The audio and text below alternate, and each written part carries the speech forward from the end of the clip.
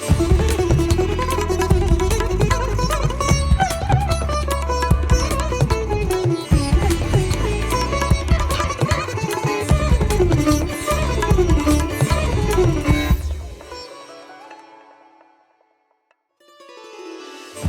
श्री साई राम। साई प्रेम वाणी के हमारे आज के प्रसारण में आप सबका हार्दिक स्वागत है। आज हम आप सबके लिए लेकर आए हैं सुमधुर कार्यक्रमों की मनमोहक श्रृंखला। आज के प्रसारण में आप अवतार वाणी के अंतर्गत श्री भगवान द्वारा दिए गए एक दिव्य संदेश का एक भाग एवं गान सरिता के तहत एक गीत सुनेंगे। तो चलिए कार्यक्रम का शुभारंभ करते हैं।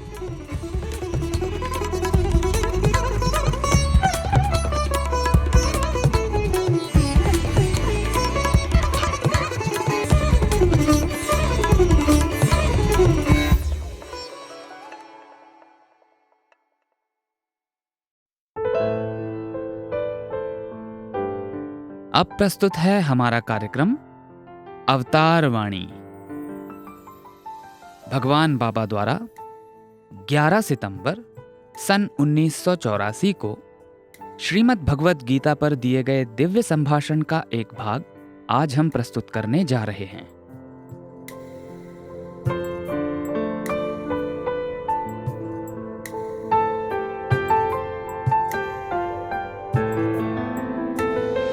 ప్రేమ స్వరూపులారా, హృదయ చిత్రము కేవలము ముండ చెట్టుతో నిండి గట్టి బారి ఏదో ఒక చౌడు భూమిగా తయారైనటువంటి దాంట్లో తీసుకుని పోయి నామం అనేటువంటి బీజం నాటితే ఇది ఏనాటికి అభివృద్ధి వస్తుంది, ఈ విధంగా ఫలాన్ని అందిస్తుంది. కనుకొని ఈ దృష్టిని లక్ష్యం నందించుకొని కృష్ణుడు వ్యవసాయాత్మక బుద్ధి అన్నాడు. నీ హృదయం అనేటువంటి దాని యందు నీ వ్యవసాయం చేయి, అందులోనే నా యొక్క నామం అనేటువంటి వృక్షం అభివృద్ధి కాగలదు, అందులోనే మోక్షం అనే ఫలమును నీవు అందుకోగలవు. కనుక హృదయాన్ని నీవు పరివర్తన గావించుకో. ఈ హృదయ స్థాయి ఉన్నటువంటి యొక్క ఏకత్వాన్ని నీవు దృష్టి అందించుకో.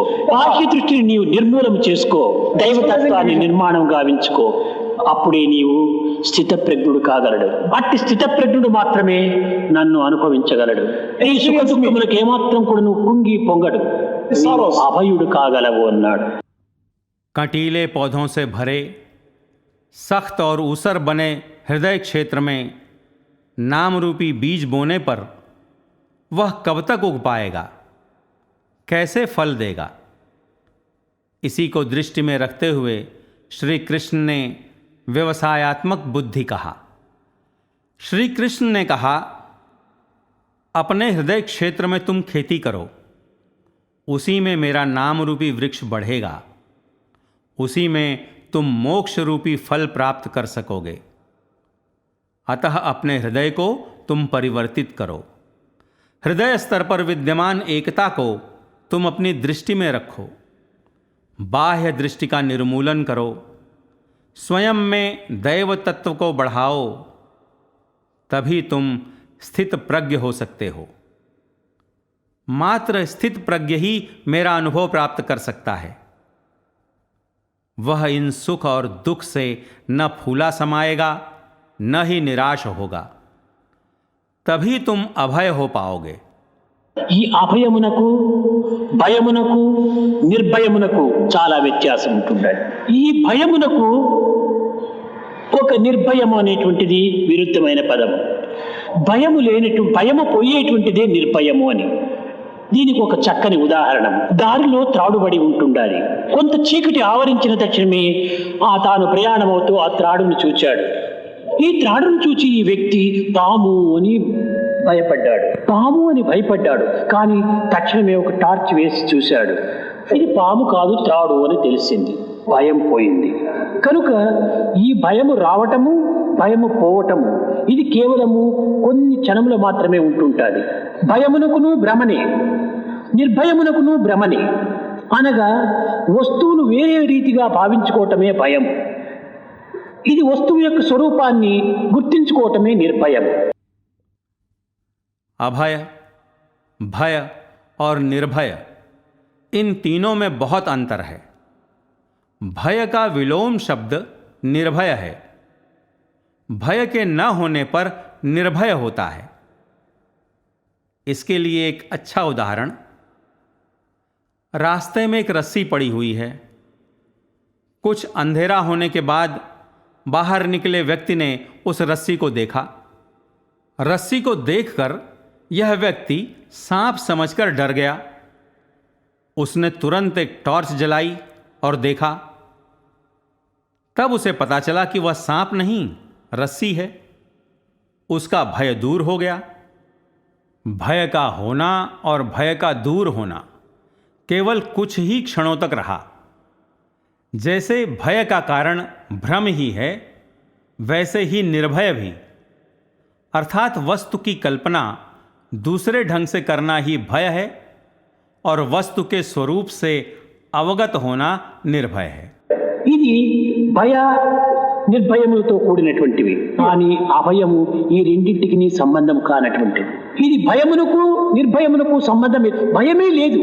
నిరంతరము స్వస్వరూప సంధానంలో ఉంటున్నటువంటి వానికి భయము నిర్భయముకు అవకాశమే లేదు అక్కడ. కనుక అభయత్వము అనేటువంటిది భయమునకు విరుద్ధమైనటువంటిదిగా మనం భావించరాదు.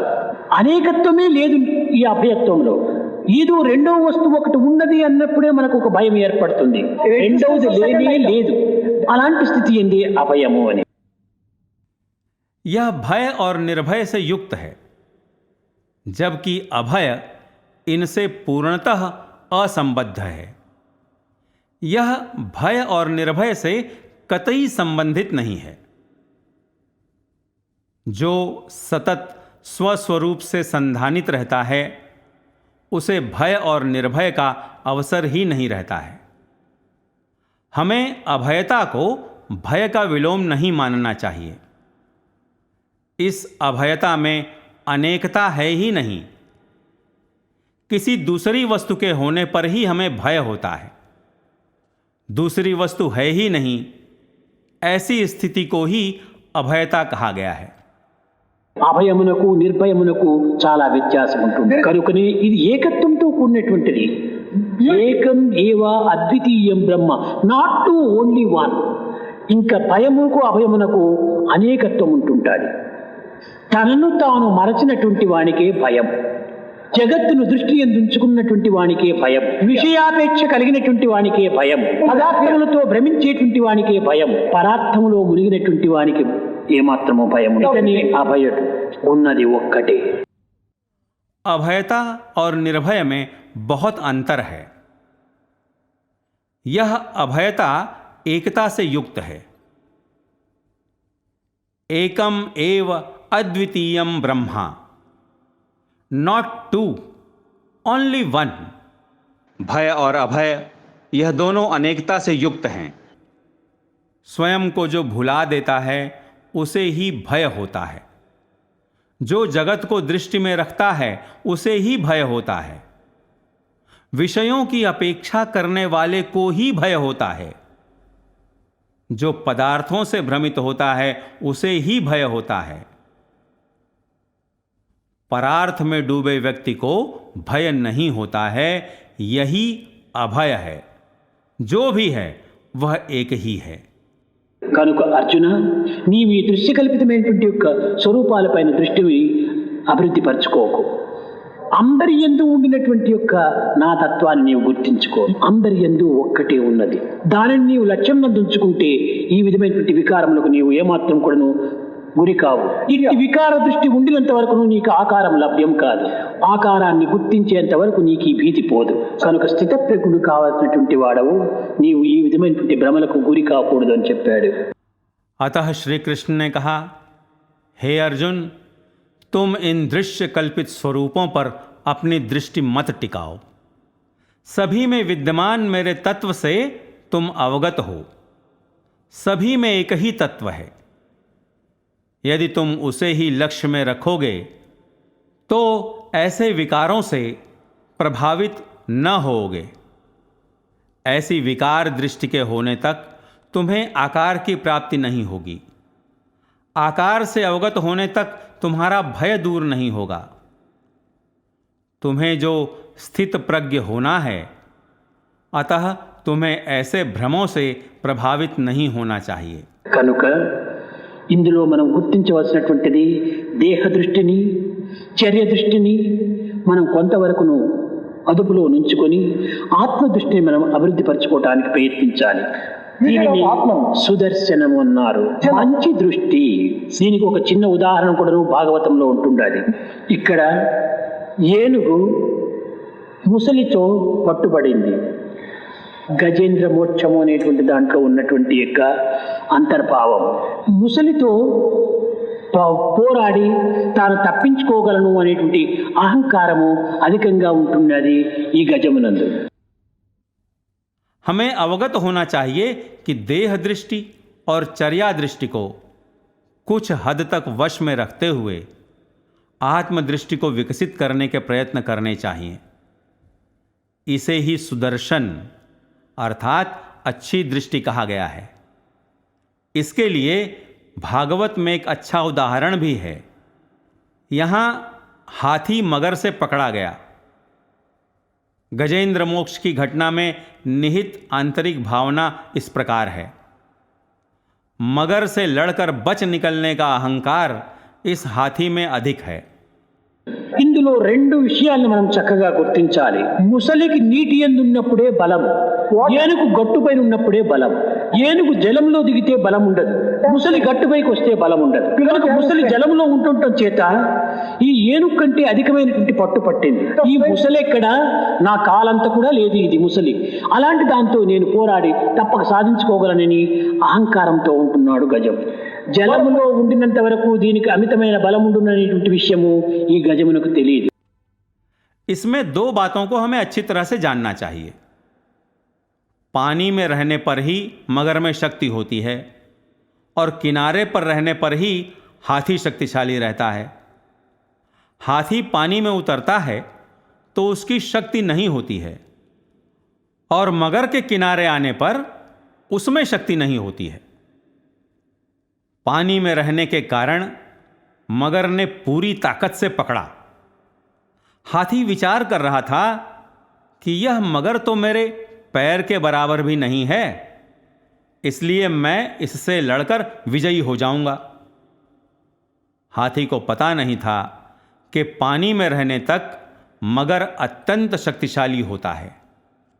పోరాడి పోరాడి పోరాడి కట్టగడికి అలసిపోయింది. దేహం యొక్క బలము క్షీణిస్తూ వచ్చింది. కొంతవరకు మనోబలమును ప్రవేశపెట్టింది. ఈ దేహ మనోబలము రెండు కూడా కృషించిపోయాయి. ఇప్పుడు ఆత్మబలాన్ని అన్వేషణ చేసింది. రావే ఈశ్వర, కావవే వరద, సంరక్షించు భద్రాత్మక, నీవే తప్ప ఇతపరం బెరుగ. लड़ते लड़ते हाथी अंततः थक गया. उसकी शारीरिक शक्ति घटती गई. कुछ मानसिक शक्ति का भी उपयोग किया, परंतु शारीरिक और मानसिक दोनों शक्तियां कमज़ोर पड़ गईं. तब उसने आत्मिक शक्ति की खोज की.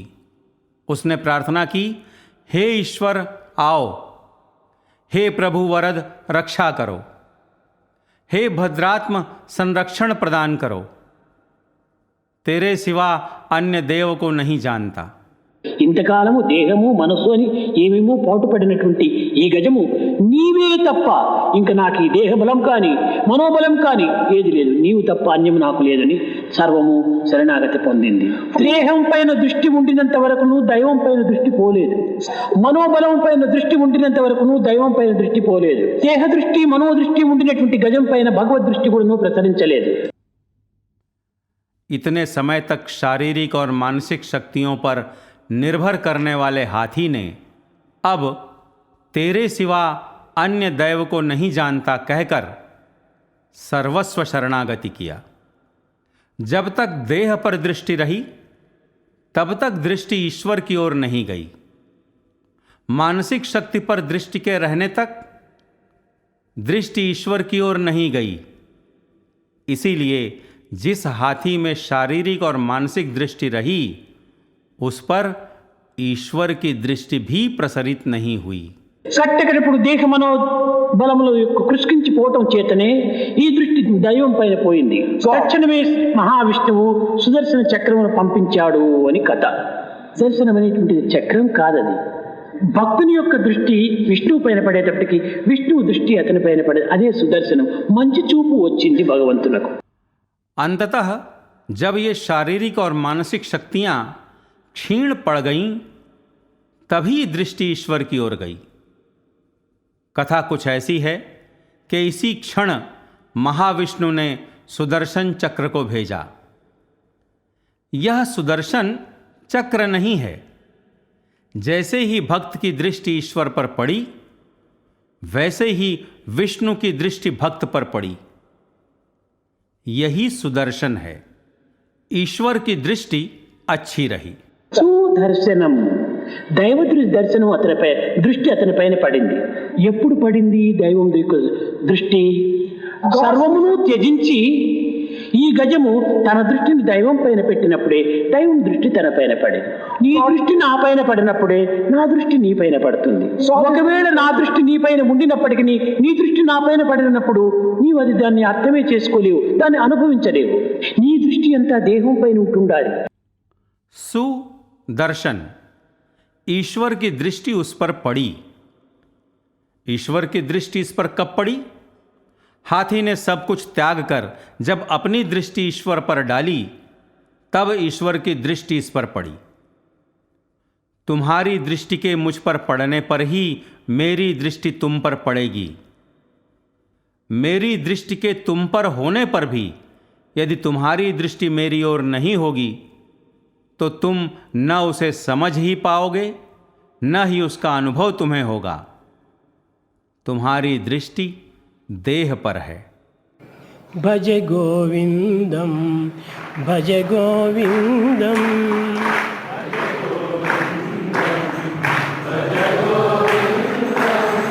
भज गोविंदम भज गोविंदम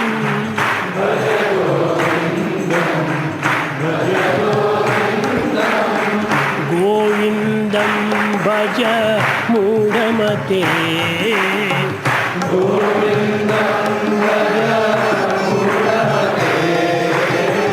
गोविंदम भज मूढ़मते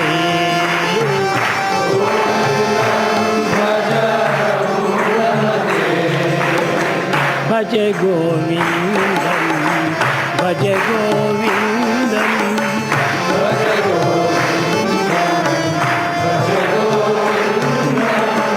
गोविंदम भज मूढ़मते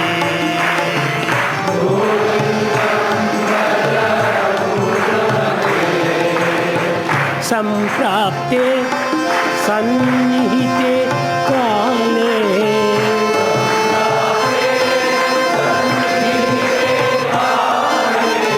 संप्राप्ते सन्निहिते काले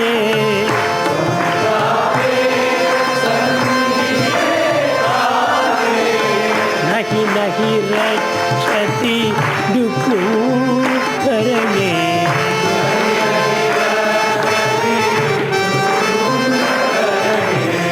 नहीं नहीं रक्षति दुःखकरणे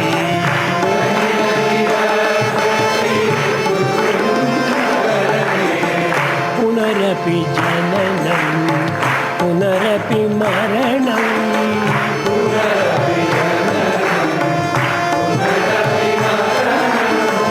पुनरपि जननं पुनरपि मरणं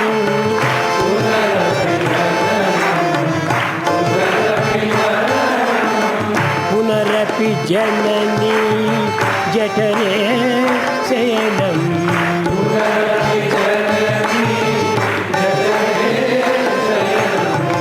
इह संसारे बहु दुष्काले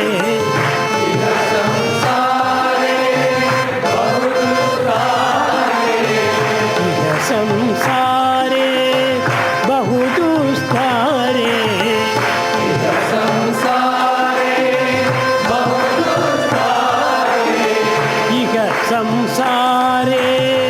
बहु दुष्कारे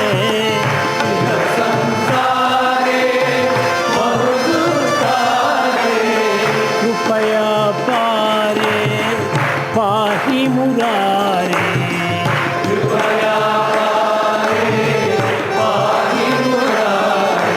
भज गोविंद भज गोविंदम भज गोविंद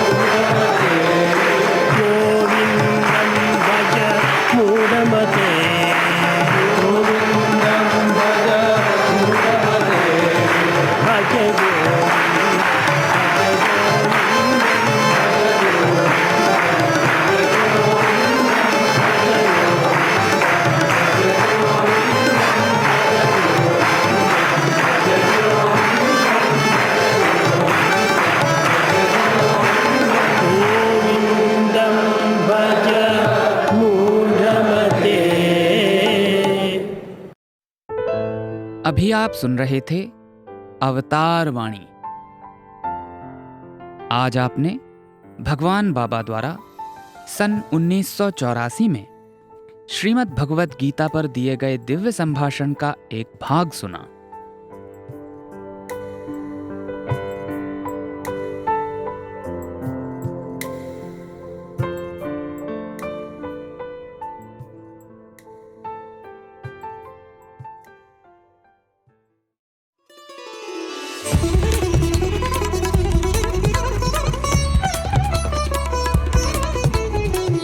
साई प्रेम वाणी, भगवान श्री सत्य साई बाबा का दिव्य संदेश, अब हिंदी में।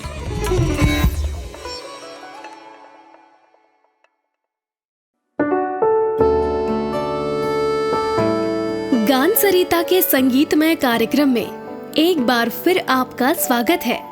आज के गीत में भगवान श्री सत्य साई बाबा के प्रिय विद्यार्थी अपने साईं के साथ जन्म जन्मांतर के साथ वह प्रेम मिलने की खुशी का इजहार कर रहे हैं। गीत के बोल हैं, आज के दिन हम गाएंगे।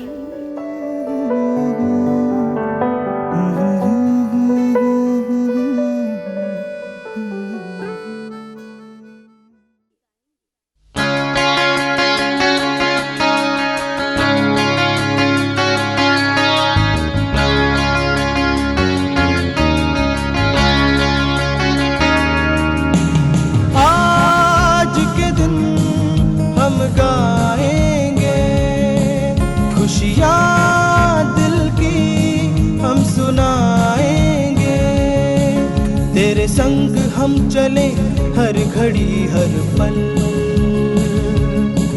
तू ही राह है, तू ही है मंजिल। जिए जिंदगी तेरी चाहत में, यही ख्वाब है दिल की धड़कन में। मन में लिए सपना तेरा हम चल पड़े, लब पे लिए नाम तेरा हम चल पड़े। ये दिल तेरे बिन चाहे कुछ भी नहीं, तेरी हर खुशी में ही है जिंदगी। ये रिश्ता हमारे प्यार का, ये रिश्ता है जन्मों का।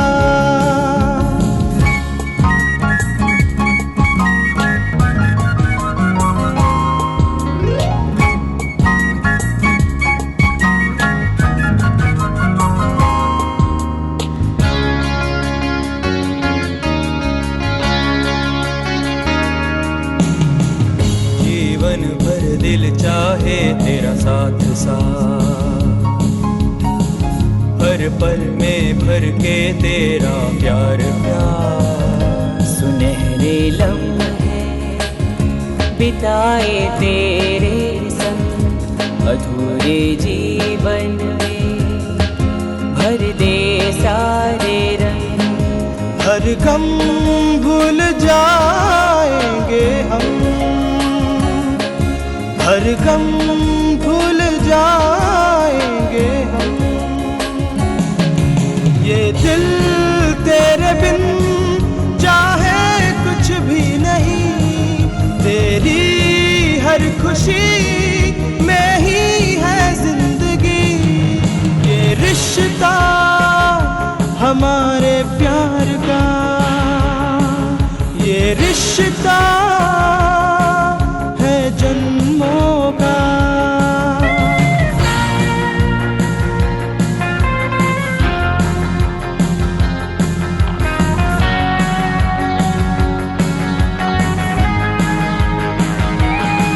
धूल बन के भी हम मिट जाए अगर, शोले बन के भी हम जल जाए अगर, धूल बन के भी हम मिट जाए अगर, शोले बन के भी हम जल जाए अगर, सरफरोश बन जाए तेरे कदमों पर, तमन्ना यही है लब पर। ये दिल तेरे बिन चाहे कुछ भी नहीं, तेरी हर खुशी में ही है जिंदगी। ये दिल तेरे बिन चाहे कुछ भी नहीं, तेरी हर खुशी में ही है जिंदगी। ये रिश्ता हमारे प्यार का, ये रिश्ता है जन्मों का, ये रिश्ता हमारे प्यार का।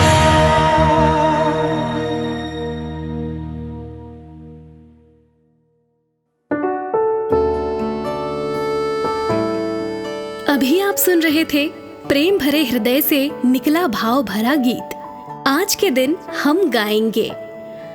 भगवान के साथ बिताए लम्हे ही अनमोल पूंजी हैं।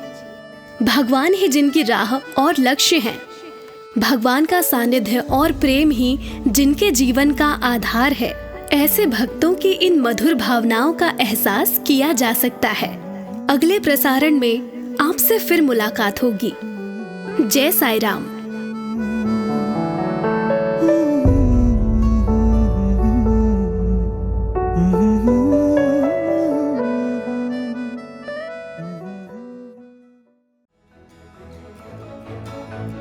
इसी के साथ हमारे साईं प्रेम वाणी कार्यक्रम का समापन होता है। उम्मीद है हमारा आज का कार्यक्रम आपको पसंद आया होगा। आपके सुझावों को हम तक व्हाट्सएप द्वारा जरूर भेजें। हमारा व्हाट्सएप नंबर है 9393 258 258 93 93 258 258। हिंदी भाषा में हमारी ये सभी प्रस्तुतियां YouTube पर भी उपलब्ध हैं। इन्हें वहां देखने सुनने के लिए हमारे YouTube चैनल को सब्सक्राइब करें और कमेंट बॉक्स में अपने सुझाव देना ना भूलें। हे साईं, तुमसे नजदीकियां तो कठिनाइयों में ही दिखती हैं, बाकी वक्त तो हम खुद को शहंशाह समझते हैं। स्वामी, हमारे दिलों को विनम्रता से भरकर हमारे शीश आपके चरणों में सदैव झुके रहें। इसी प्रार्थना के साथ हम आप सबसे विदा लेते हैं। धन्यवाद। जय साई राम।